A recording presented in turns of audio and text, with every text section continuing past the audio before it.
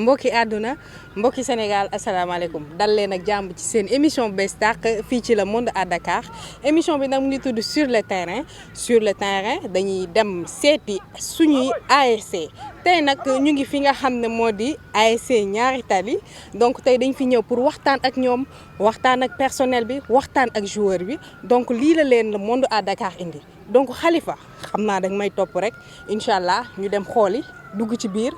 biir pelouse bi nga xam ne fa lañ nekk nii waaye maa ngi nuyu Khalifa ki nga xam ne moo ma jox dàll yi ne ma solal nga daw ànd ak moom mu di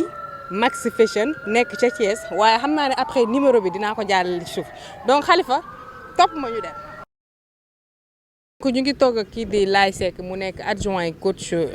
lii di équipe bu Ñaari Tali xanaa Laye ñu bàyyi la nga nuyu waa Sénégal ak Le Monde à Dakar. waaw avant tout maa ngi nuyu ñëpp.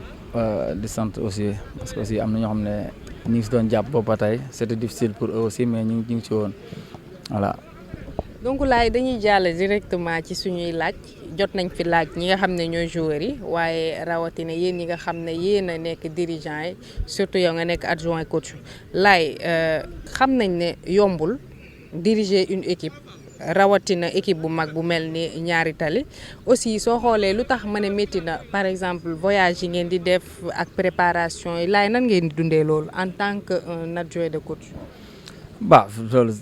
c'est les règles du jeu mënul ñàkk parce que aussi da ngay habitué wu ci loolu xam ne championnat bi aussi dem dëkk ak dëkk ci la bokk et tout c'est vrai que yombul vu que moyen de transport des fois mooy compliqué ak moyens yi ngay demee. C'est difficile parce que tu fais des heures de route pour jouer un match, pour revenir encore, c'est compliqué, mais bon, c'est le championnat, loolu laaj. Laye mën nañu xam nan ngeen di def bay manager équipe bi su ma nee équipe bi ci biir ku nekk am na say tension ku nekk am na say défaut ku nekk ak ni ngay ñëwee Laye nan ngeen di dundee loolu ak nan ngeen di def ba gérer ko bu téye loolu nga xam ne même bu fekkee nit ki sa joueur dafa jógee këram am problème sa bu ñëwee du feeñ. waaw xam nga en tant que joueur sax laa njëkk wax parce que dund nañ koo xam ne Ñaari Tali joué nañ fi tension Ñaari Tali moom wàññeeku na par rapport ak ñun bi ñu fi joué c'était plus difficile. mais voilà loolu ci environnement bi la bokk tey bu équipe bi doxee da ngay gis ñëpp ñu ñëw taxaw quand ça va pas da ngay gis aussi ku ne di wax xalaatam te aussi il faut accepter il faut nga nangul nit ñi seen xalaat parce que aussi ñoom it ay supporters lañ ils ont le droit de dire li leen neex ak li leen naqari ñun dañuy jël suñu on prend sur nous on accepte et puis on évolue loolu la.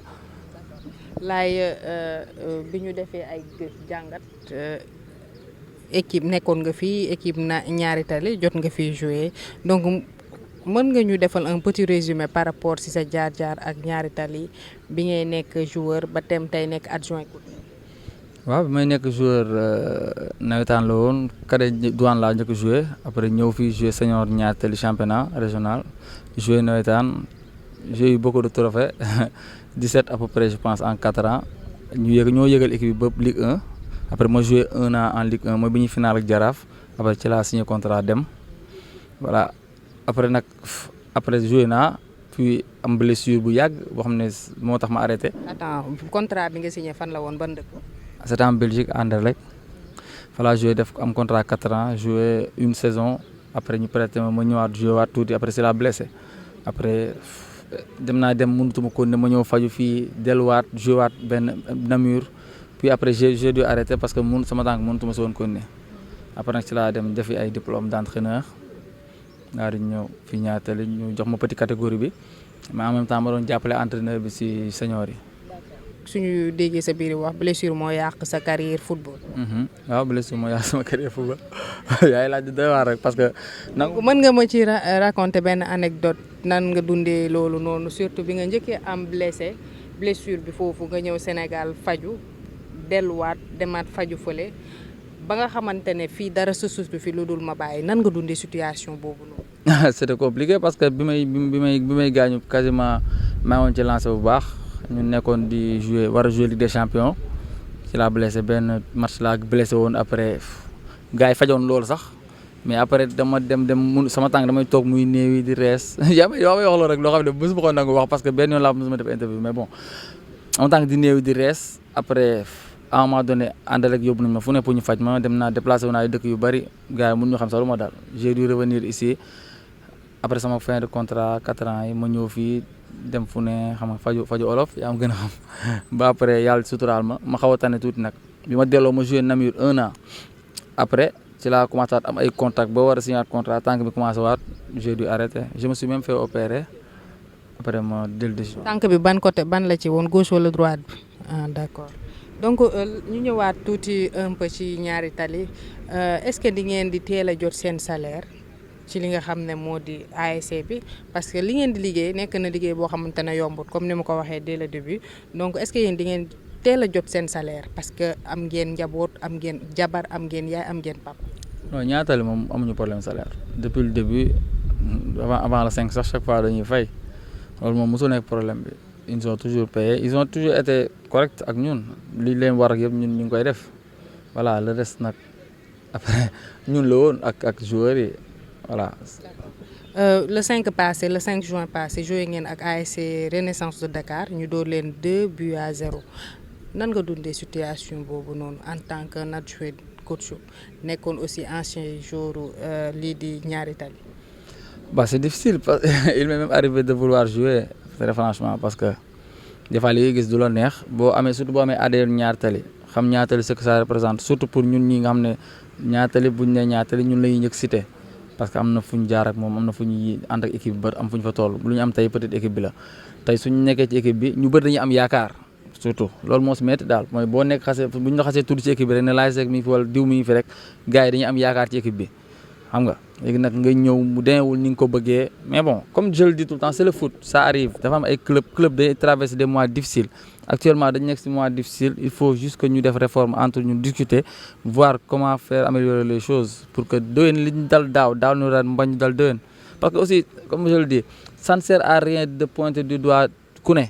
amul njëriñ li am solo mooy nan lañ war de ba suñu équipe dox les personnes qui seront là sont pas importants ki fii ne amul njëriñ li am importance mooy nan la ñuy def ba mu dox loolu moo ëpp importance après nag ñaatali moom moo mag ku fii ne ku fi dul ne waaw ñun ñii bu fekkee il faut ñu dem pour ñaatal dox dañuy dem pour ñaatal dox parce que ñaatal moom lañ bëgg daal moo ñu ëppal solo lépp. d'accord gis nañ ne da ngeen war a jouer match samedi bi incha allah donc est-ce que pare ngeen pour match boobu. Bah oui bien sûr dañuy jouer on va rester professionnel jusqu'au bout dañuy dem avec les armes pour vouloir gagner comme tous les matchs ni ñu ko bëggee woon même bu dee amul noonu la ñuy demaatee bëgg gagner voilà. donc yow en tant que un professionnel nan nga gisee match keroog Sénégal Rwanda bi surtout bi nga xam ne le coach bi mu génnee kii di Pa Matar Sarr. non pour mu génnee Pa Matar Sarr loolu xam nga c'est des choix yoo xam ne tey Sénégal dafa ñemee discuter mais y a des choix yoo xam ne waroo ko discuter parce que c'est le coach moom mooy xool lan moo ko arrangé si équipe am actuellement ci benn période. te aussi il faut comprendre que période bu difficile la parce que joueur boo surtout boo mosoo xam affaire bi mu demee boo joué benn période ba nekk fin de saison match boo si dool rek dafay gën a métti. mais est-ce que gisoo ne que booy bi mënoon nañ bàyyi ba deuxième heure bi ñu dugal ko au lieu ñu koy dugal première heure. ñu bañ ko démarrer loo non loolu su comme ni ma la wax choix tactique la xam nga choix tactique moom di si dugg dafay xaw a compliqué parce que chaque entraîneur day def un choix Pa Matar Sarr am na temps joué wul woon ñëpp di casse ba for a joué tey ñu indi ko ñu bëgg ko xaar loo bëgg non Sénégalais chaque jour day débattre ci sujet yooyu. mais xam nga lu tax parce que yéen a ngi ci milieu bi yéen a ñu ko gën a xam donc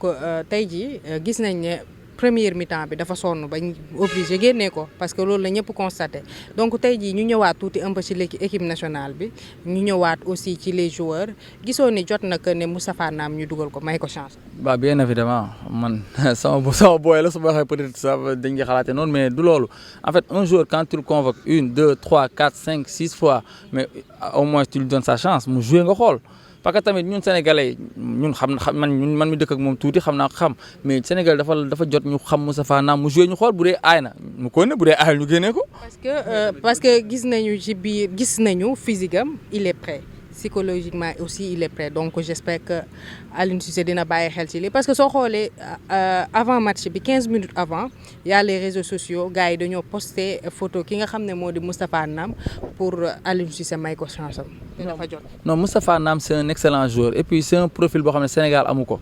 moom Moustapha Nam profil box to box la militaire la boo xam ne day dugal but boo demee ci club am sunu militaire yëpp moo ci ëpp but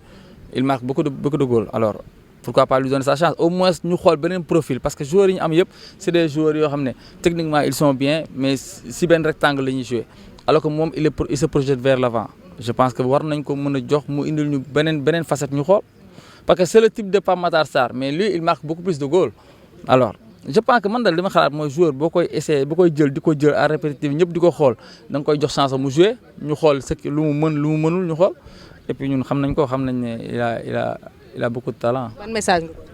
naam sois patient petit football moo demee noonu moom xam na loolu sax ñun ñii dund nañ lool ñun bay nekk équipe nationale toog nañ ay match éliminatoire toog ba gars yi di joué wuñu te pourtant méttiwul woon dañ ko toog muñ ko loolu rek la. d'accord keroog gis nañ Diao Baldé ñu dugal ko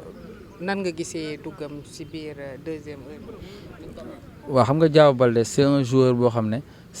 li ñu naan joueur bu utile ci équipe dafay am joueur yoo xam ne. ñii dañuy gérer côté aspect mental bi ñii nekk ñoo xam ne il met tout le monde à l'aise man li ma ko gisee mooy c'est quelqu'un qui met tout le monde à l'aise te aussi joueur la ku mën a football la seulement des fois comme ni ma wax moom zone d'ombre day am ci football da ngay toll benn moment boo xam ne dara du dox voilà mais nag ça veut pas dire que dañ koy rejeter surtout li tax ñu koy jël à répétitivité ça veut dire que am na lu muy apporter groupe bi te aussi aspect sélection dafa xaw a compliqué da ngay jël joueur yoo xam ne dañuy ñëw pour football jël joueurs yoo xam ne day ñëw pour gérer collectif bi am ñoo xam ñoo mën a gérer humeur lu ne dafa am ci sélection. d'accord léegi ñu ñëwaat un peu ci seen équipe bi sa diggante ak seen président bi lan nga ñu ci mën a wax. président bi c'est mon tuteur moom bu ma nekkee xale la bi may jógee cadet douane di ñëw dama sama papa ne moom mooy sa tuteur alors. tous les décisions que j'ai dû prendre dans ma vie moom ci la bokk moom au début sax amoon naa fi ay contrat avant may dem àndal ak yoo xam ne da ko bañ parce que dafa ne woon su amul 100 millions si man dama jaay xam nga loolu moom dafa xaw a métti man mais j'ai toujours accepté parce que aussi dañ ma ko joxoon dénk ma ko te ba tey ji loolu sama papa bi ma ko dénkoon mosu ko dindi kon loolu laay jàpp ba tey te aussi moom aussi il se comporte bien ak man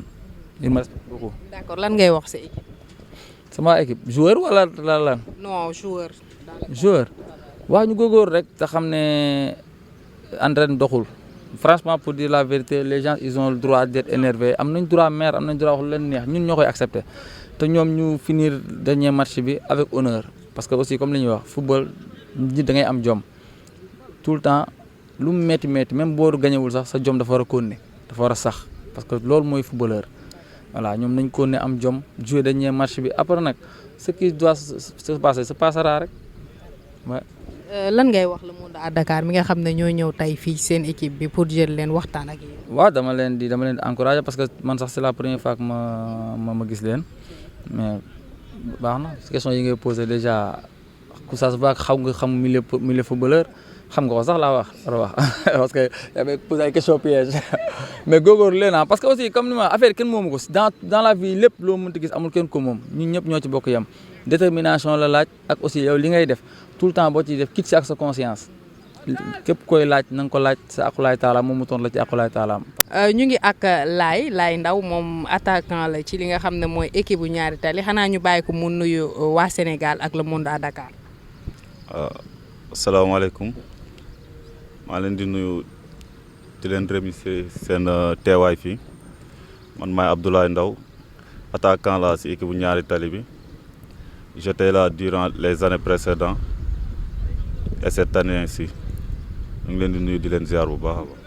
macha allah Laye gis nañ ne mën naa ne xaw nga yàgg ci équipe bi donc Laye bi ngay soog a ñëw ci équipe bi sa premier match nan nga ko dundee. bi may soog a ñëw ci équipe bi dafa am benn anecdote kii laa fi fekkoon entraîneur bi nii Samba Keita que je remercie infiniment de passage un homme humble digne et véridique waxuma ko pour lui jeter des fleurs parce que tout Ñaari Tali xam nañ ma sama franc-parler lu ma wax ci nit rek dafa fekk mu am ci moom bi may ñëw Ñaari Tali moom moo fi nekk ma ñëw di entraîner ba jour de match veille de match ñuy def convocation ñu ne ma sama licence génnul la journée suivante ma ñëw jour bi président di ñëw ci terrain bi naan ma sa licence pare na ci laay gaañu am déchirure yàlla suñu borom ak dogalam je suis resté 3 à 4 mois di faj sama déchirure boobu la suite équipe bu yëgoo lañ dajeel bi ma ñëwee sama retour boobu maa ngi dugal 2 bi benn boo xam ne arbitre da ko bañ sur hors-jeu moo nekkoon sama premier match ak Ñaari Tali loo xam ne duma ko fàtte daal waaw. Laye mën nañu xam défaite bi nga xam ne jot ngeen ko dund ak ASC Renaissance de Dakar en tant que joueur boo xamante ne mën nañ ne xaw nga fi yàgg nan nga dundee situation boobu noonu. waaw man waxuma sax défaite ak ASC Renaissance bi man cursus su ñaari tali rek période bii ñu tolloon tout au long du parcours j'étais pas dans mon assiette parce que une grande équipe comme ça am na fu mu war a mën a ne am na nu mu war a mën a taxawee daal suñuy résultat n'était pas là problème yi était là waaw mu doon loo xam ne daal ñun ñi nga xam ne nekkoon nañ ci club bi xam ni mu daan doxee xam joueurs yi xam famille bi fi amoon xam complicité yi amoon entre dirigeants supporters joueurs complicité boobu noonu ñu dem ba ci biir ñu dem ba gis ne lépp a taxaw instant bi nii ñun ñi fi nekkoon xam loolu fekkee loolu ñun ñoo gënoon a am benn pression wala benn stress que par rapport ak xale yi nga xam ne ñoom ñoo ñëw ren ji fekk ni su équipe bi parce que ñun xam nañ biir ak biti équipe bi xam nañ équipe bi nu muy dundee donc su situation bi tolloon foofu rek dañ doon am benn pression benn surpression boo xam ne mais nous sommes des compétiteurs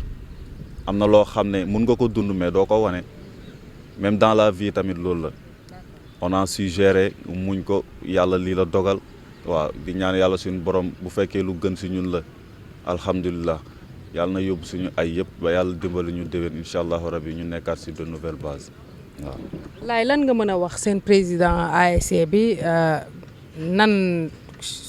façon comportement envers yéen nan lay dundee ak yéen. ak kooku moom tout waxuma tout ñaari tali sax tout Dakar tout Sénégal est unanime à ça. man li may wax je pèse bien mes mots li may wax même les présidents de club le savent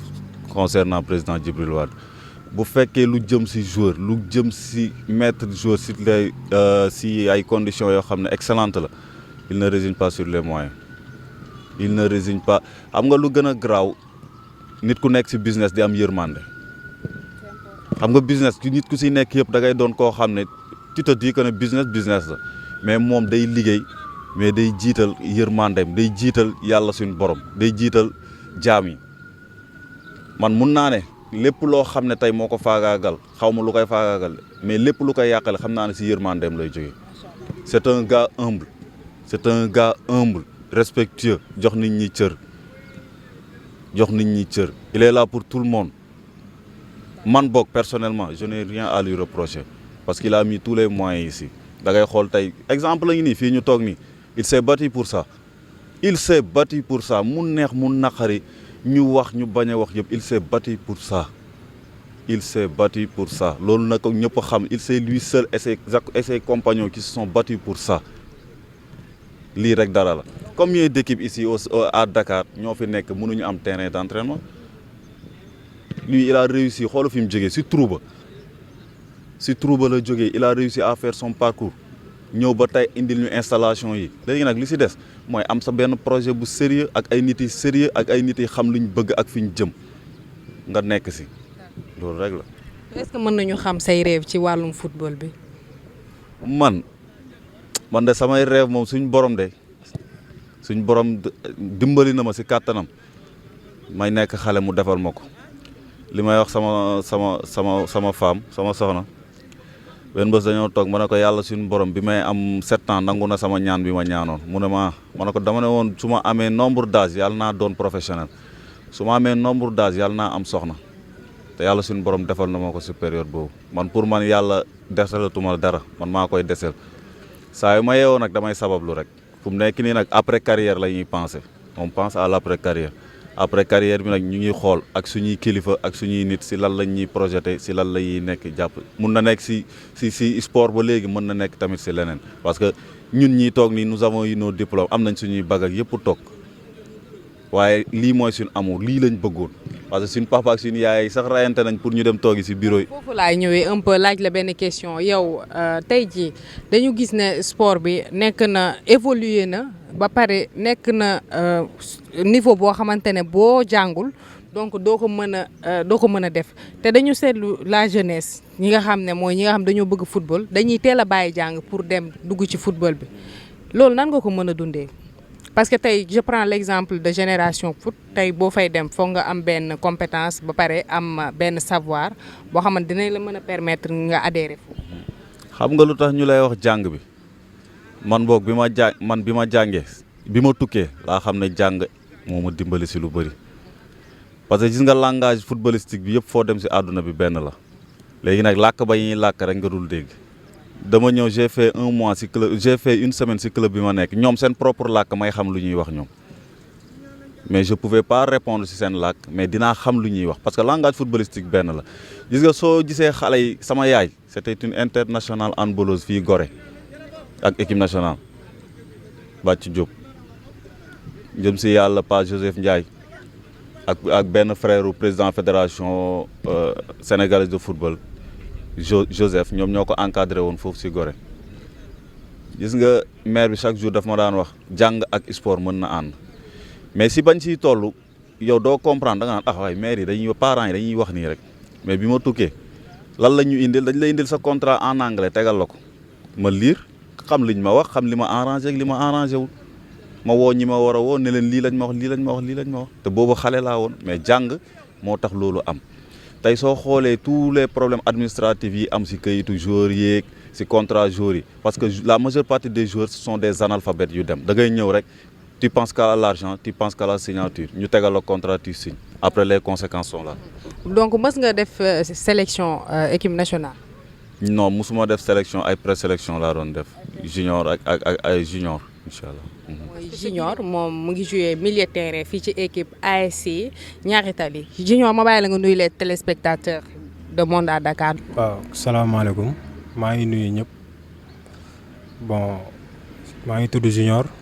nekk milieu terrain di joué fii NGB Ñaari Tali.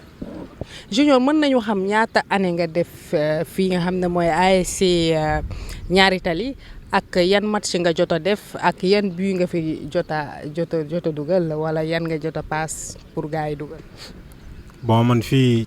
cadet laa fi commencé ba junior après léegi lañ ma defal prêt ma dem jouer ci senior kii GIA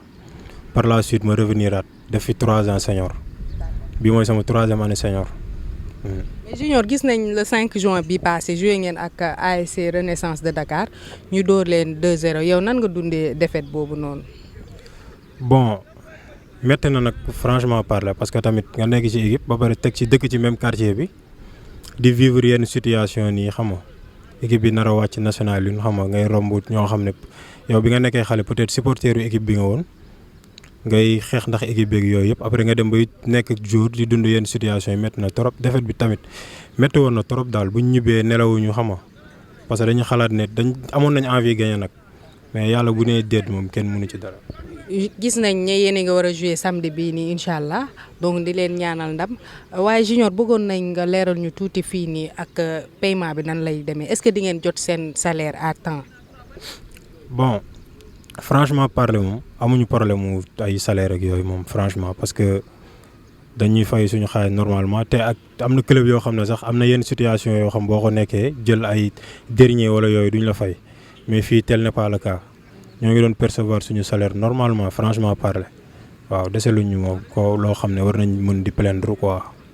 junior mën nañu xam un peu si say objectif ci li nga xam ne mooy milieu football bi ñu nekk rêvé nga dem en équipe nationale. waaw parce que man boo xoolee def naa ñaari présélection ak U17 ak U20 tamit waaw je pense que peut-être su ma continuer góorgóorlu rek mën naa def U23 locaux ba ci kaw mais lépp tamit ci liggéey la rek doo toog di ko wax noonu rek da nga koy liggéey rek ba yàlla tudd ko nga dem wane li nga mën quoi. lan ngay wax seen dirigeant yi nga xam ne ñoo nekk ci ASC bi lan nga leen di wax un petit message pour ñoom. waaw bon ñu bañ a bàyyeeku. xam ne club bu nekk dund na lii ay GIA ak ñeneen ñoo xam ne ñoo leen fi jiitu woon foofu ñoo xam ne jiitu nañ sax sama judd ay police déggoon naa tamit ay Jal Diop ñooy woon ci Ligue 1 affaire yooyu te tey jii nii déggatoo leen sax ñoom ñu bañ a bàyyeeku pour bañ a retrouver wu comme club yooyu fu ñu retrouver wu instant yi. lan ngay wax le Monde à Dakar balaa ñu lay bàyyi ngay dem. xanaa loolu dina xaw compliqué xanaa di leen wax rek pour ñu ñaanal ñu rek ñu jéem a xool nu ñu kiiwee équipe bi rek waaw instant parce que loolu mooy suñu mbëbët daal parce que franchement wàcc bi moom mooy loolu daf ñu jàpp suñu xol franchement parler nag billaahi. donc ci ñoom ñu ngi lay jaajëfal bu baax a baax. waaye ñu ngi ni toog ak Matar Ba moom tamit mu ngi nekk fii ci équipe ASC Ñaari Tali nekk attaquant donc Matar ñu bàyyi la nga nuyu waa Sénégal ak le Monde à Dakar. waaw salaamaaleykum gars yi maa ngi leen di nuyu maa ngi siyaar bu wér a wér xam nga di nuyu sama papa ak sama yaay xam nga mooy loolu quoi. te mbër donc Matar xam naa dañuy dem directement ci li nga xam ne mooy laaj yi ñu leen war a laaj ngeen joué ak Renaissance de Dakar ñu dóor leen 2-0 nan nga dundee situation boobu en tant qu'un joueur rawat si na nga nekk fii nga xam ne mooy ñaari tali. non dafa métti trop ndax ba ñuy dem ak yaakaar bu mag jëlee fa victoire lañ fa amee woon dañ ko yaakaaroon ni bu ñu demee Renaissance dañ koy gagné mais xam nga dem encaissé première bii rek da ngay découragé quoi xam nga victoire défaite bi moom métti na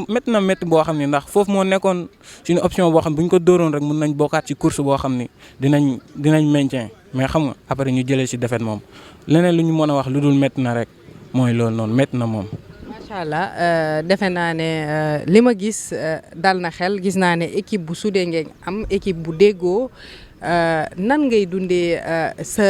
nan nga dundee sa intégration fii ci biir ASC Ñaari Tali ak ñaata at nga fi jot a def. waaw man mun naa wax ni bi mooy sama 3e année fii ndax sama première année laa joué fii cadet après sama 2e année ma joué junior ma jeexalaguma sax junior ñu circulation si senior yi kon ñëw naa ñu fekk ak accueil bu baax. ak effectif bu doy ay joueurs yu baax xam nga ay joueurs yoo xam ni buñ la dalalee moom da nga xam ni ay joueurs ñoo la dalal moom ndax fii moom entourage bi rafet na gis-gis bi tamit rafet na ndax joueurs yëpp ñoo bokk benn xalaat bi mooy am victoire delloo équipe bi fi mu nekkoon ndax xam nañ ni fii mu nekk nii du place am joueurs yëpp loolu mooy seen rêve. nan nga gisee keroog match Sénégal Rwanda bi nan nga ko dundee en tant qu'un joueur lan nga ñu ci mën a wax tuuti ci première mi-temps bi la fa jot a xew ak deuxième mi-temps. waaw match bi les joueurs ont été impérativement joué bien ce match ndax xam nañ ni ñoom ñëpp ku si nekk tamit dañ la joxoon chance boo xam ni pour nga saisir ko mais ku si nekk tamit li la war def nga ko mais xam nga bëggoon nañ tamit dóor Rwanda score bu bëri xam nga bu ñibbee sax après mooy loolu mais yàlla may ñu fi ñu am fi victoire penalty dernier moment yi waaw ñu sante ko yàlla tamit. rêvé nga dem équipe nationale. waaw comme joueur yëpp ku si xalaat moom sol sa mooy dëkk ngay njëkk a xalaat ndax fierté bi ngay am moom yow kese yaa ko mën a dund ku si nekk moom rêvé nga sol sa mooy dëkk waaw. donc ñu ngi lay jaajëfal bu baax. waaw ñu ngi leen di ziar bu baax. donc Khalifa ñu ngi taxaw ak un icône sax laa koy wax un ancien footballeur de l'équipe ASC Ñaari Tali defe naa ne kii ñi samp Ñaari Tali ci la bokk donc xam naa ne Tangué sa tur bee xaw a naqari rek. ñu bàyyi la nga nuyu waa Sénégal nuyu le monde à Dakar. salaamaaleykum maaleykum salaam waa Sénégal comme ni mu ko waxee rek ay noonu la demee bon man je me juddoo Ñaari Tali màggee Ñaari Tali yaroo Ñaari Tali football Ñaari Tali et je pense que aussi j'ai défendu l'école de Ñaari Tali de la plus belle manière ba faire tout pour faire partie de ceux qui ont marqué temps wu Ñaari Tali de leur temps bon donc daal yaakaar naa daal et puis de la plus belle manière. bon man ku ma xam Ñaari Tali nga ma xam bëgg li muy def ku ko munit ku mu ko jaralit. donc dañuy ñëw tuuti sa jaar-jaar ci biir équipe bi ban milieu nga doon jouer. bon man dama doon jouer latéral gauche mais latéral gauche boo xam ni yaa dàq football sax attaquant yi parce que man dafa naa du ma mun a football ñaari ma ñaar dugaluma bit équipe bu ma munti football même bu du àndoon na Ñaari Tali parce que équipe bu ma gën a marqué dans ma vie mooy Damak. Dakar roi de grand magasin équipe boo xam ay man Moussa Ndaw ay Mama Seck ay Alsène Diane des anciens internationaux ñoo fa nekk te j'étais le patron de cette équipe malgré que valeur bi mu renfermé yëpp man j'étais le patron parce que maa ngi latéral gauche bi nekk meilleur buteur du championnat pour coopérative si kuppalu suñu entraîneur bu ma marqué Assane Kara. donc dama lay laaj lan sa première intégration ci biir Ñaari Tali nan la demee ak ci kan la jaar wala nan nga def ba intégré fi. bon intégration bi day yomb du moment que man doomu Ñaari Tali la déjà man à bas âge déjà à 9 ans les gens savent que ni je suis déjà fait pour le football je suis un footballeur ndax je suis né avec mes qualités footballistiques et damay doomu ancien footballeur ndax sama papa Djibril Gueye assurance def na ay marqué na football Saint-Louisien par équipe bu Saint-Louisien donc à un moment donné mun naa ni c'est un don que j'ai hérité de mon père mais man en tant que xale même à 5 ans 6 ans ñu football yi ndaw ku ma gis nga xam ne man mi je serai un futur footballeur. léegi ci Ñaari Tali la ñuy ñëwaat. bi nga fa nekkee bi nga nekkee woon ci équipe bi ñaata bii nga jot a def ci biir Ñaari. bon man bon du ma jàpp parce que xaw na yàgg mais leen daal une chose est sûre te kenn du ko weddi kenn du ko bañ. je sais que ni man j'étais pas un quelconque joueur. d'accord mës nga def sélection équipe nationale. non parce que j'ai jamais voulu jouer au Sénégal mais c'est lu tax. waaw parce que man damay juddu màgg ci football j'étais omnibulé par la France donc sama carrière football ci France ak laa ko gisee woon donc lu ma waay wax te waxoo ma waxu France du ma la gis mais chaque année saa yu nawetaan jeexee du JA du Jaraaf amul club bu dominer football sénégalais bu dawul sama ginnaaw pour enrôler ma. waaw Khalifa ñu ngi taxaw ki nga xam ne mooy Abdou Aziz Djigal mu nekk supporter ci équipe bu mag bi nga xam ne mooy ASC Ñaari Tali xanaa ñu bàyyi Abdou Aziz mu nuyu le monde à Dakar ak waa Sénégal. asalaamaaleykum wa rahmatulah maa ngi nuyu waa réew mi yëpp ak nuyu waa bitim réew di ziare ñëpp di sant ñëpp ñaanal ñëpp jàmm waaw man may Abdou Aziz Djigal di ancien di nekk supporter NGB bi nga xamante ni depuis Ñaari Tali ba léegi entente Sicap Ñaari Tali ba léegi maa ngi si équipe bi di nuyu ñëpp nekk si terrain bi nekk si responsable sécurité quoi. donc Abdou Aziz gis nañ cofeel gi nga am ci équipe bu ASC Ñaari Tali donc bëggoon nañ nga waxtaan ñu sa jaar-jaar ak waa ASC Ñaari Tali. ah ASC Ñaari Tali nag am na jaar-jaar ndax depuis bu ñu koy jëlee si entente Sicap Ñaari Tali boobu ba léegi maa ngi si équipe bi daal maanaam si di supporter ndax ñu ñoo ko suñu grand yi ñoo ko porté woon jëlee ko entente Sicap Ñaari Tali yóbbu ko indi ko Ñaari Tali suñu premier AG c'était en 1981 Aselar la woon boobu temps maa ngi toog nekk un jeune supporter. waaw Aselar la mooy suñu premier AG waaw boobu temps maa ngi toog nekk un jeune supporter vraiment sama xol yëpp si Ñaari Tali la quoi vraiment waaw macha allah. waaw kon Abdou Aziz nan nga dundee li nga xam ne moo di défaite bi ngeen am ci kaw ASC Renaissance de Dakar. yow nan nga jàngatee loolu nga xam ne moo di seen défaite bi. waaw métti rek waaye nag bu nga sant yàlla xam nga jullit moom amul lu dul ndogal bu ñëwee dañ koy nangu waaw ñu ko sant yàlla nag xam ni carrément métti na trop wala ma billaay man mii daf ma jàpp. franchement sama dafa jàpp sama feeñ sama yaram ndax vraiment macha allah man xamul lu Ñaari Tali waaw man ñaat. d'après défaite bi ñuy jot a am bi ngeen jot a am donc lan la ñuy xaaraat ci waa Ñaari Tali seen retour parce que am ngeen tamit match samedi incha allah mais lan la ñuy xaaraat retour de Ñaari Tali. waaw match samedi bi rek match la boo xamante ni ñu koy joué nag pour la forme mais incha allah rabi gëm naa ni incha allah rabi saison prochaine moom dinañ teg loo xamante ni dinañ mën yéegaat. waaw ku dem ñu wàcc ñu defee tak wàcc incha allah rabbi gëm naa ni bu ñu tegaatee mbir mi ci raay bi rek am nañu infrastructure boo xamante ni mën na si mën liggéey am nañu ay grands dirigeants yàlla moo ñëw ki dogal mais on a des grands dirigeants xam nañ yoon bi depuis nawetaan ba léegi waaw xam nañ yoon bi waaw incha allah rabbi bu ñu ñëwee rek dinañ incha allah bu ñu liggéey dinañ yëgaat. lan ngay wax dirigeants yi nga xam ne ñu ngi ci équipe bi lan nga leen di wax ak ni nga mel ak ñoom ak ni nga mel ak joueur. waaw dirigeants yi moom li mu leen di conseiller mooy métti na mais ñu gën a jàpp rek quoi waaw ay diw na démissionné diw na bàyyi yooyu yëpp dëgg la métti na nag waaw mais na ñëpp gën a jàpp ñu nekk si biir sax nan leen woo ñu ñëwaat même ñu nekk si biir nan leen woo ñëpp ñëwaat ñu toog waxtaan bu ñu waxtaanee incha allah rabbi ñun suñu force mooy mbooloo bu ñu waxtaanee dinañ amaat dinañ yëgaat. supporter bu gën a fës ci li nga xam ne mooy équipe bu ASC Ñaari Tali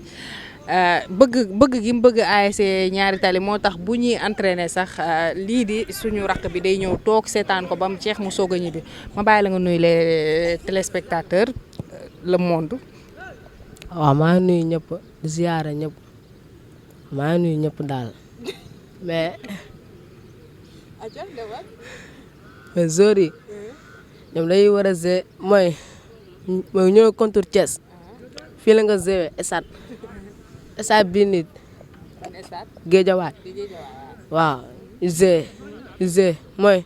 match bi def 1 minute yow si lay amee penalty nag déedéet ñu ne Thiès. yow en tant que supporter nan nga dundee seen défaite bi nga xam ne ASC Renaissance de Dakar dóor na leen ko. yow ku jël ndaare moo ñu dóor. ku jël ndaare moo leen dóor. ku jël ndaare moo ñu dóor mooy match boobu su ko dóoroon ñun duñu wàcc ma suñu ñii doon sax ndax yow kuñ toppoon si moom na ñoom yow kooku noonu da nga kaa dóor. donc yow seen défaite bi nan nga ko dundee da ngeen parewul mentalement wala physiquement wala lan moo xew. pare nañ di fépp mais soo waree wàcc rek yaa ma gën a xam da ngay wàcc soo waree wàcc moom da ngay wàcc. yow sa rêve lan la. da nga bëgg a nekk joueur wala lan nga bëgg a. dama bëgg a nekk joueur waaw. mais yaa ngi jàng. maa ngi jàng. léegi lan ngay wax sa morom yi nga xam ne dañoo bëgg a nekk joueur comme yow. man ñu jàng bu baax laa leen di wax ñu jàng te topp entraînement bi loolu laa leen di wax quoi loolu laa leen di sant. donc ñu ngi lay jaajëf. waaw mu ngi noonu donc lii lañ leen andiloon ci le monde à Dakar ci seen émission bu bees tàq bu tudd sur le terrain comme niñ koy defee rek sur le terrain dafay dem fekk ji les ASC toog waxtaan ak ñoom waxtaan la nga xamante ne xew na fa. la nga xamante ne ñu ngi koy dund ci seen côté ci milieu football bi waaye rawatina wax li nga xam ne moo di seen projet donc maa ngi jaajëfal les téléspectateurs ci li nga xam ne ñu ngi toogoon di ñu seetaan ci seen émission sur le terrain. donc Khalifa maa ngi lay jaajëfal bu baax a baax ngay def liggéey bu am solo waaye maa ngi nuyu waa le monde à Dakar di ko njëkkee ci le DG Ndiaw Fall ñu ngi koy jaajëfal bu baax di nuyu ñoom Diaga di nuyu ñoom Momo maa ngi nuyu équipe bi nga xam ne ñu ngi foofu ci le monde à Dakar donc xam naa ne dañ leen di jox dig daje ci beneen numéro ci beneen ASC ñu dem fekk leen waxtaan ak ñoom d'ici là portez-vous bien.